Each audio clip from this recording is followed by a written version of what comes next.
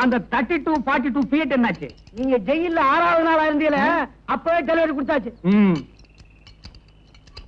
ஏய் அந்த mark 3 ambassador என்னாச்சு? நீங்க ஜெயில 10வது நாளா இருந்தீங்களே அன்னைக்கே டெலிவரி கொடுத்தாச்சு. ஏய் அந்த ஃபாரின் வண்டி என்னாச்சு? நீங்க ஜெயில 12வது நாளா இருந்தீங்க. 15 நாள் நான் ஜெயில இருந்தாலும் இருந்த என்ன பாபு சிதம்பரம் பிள்ளையில கொண்டு வந்து விட்டானுங்க.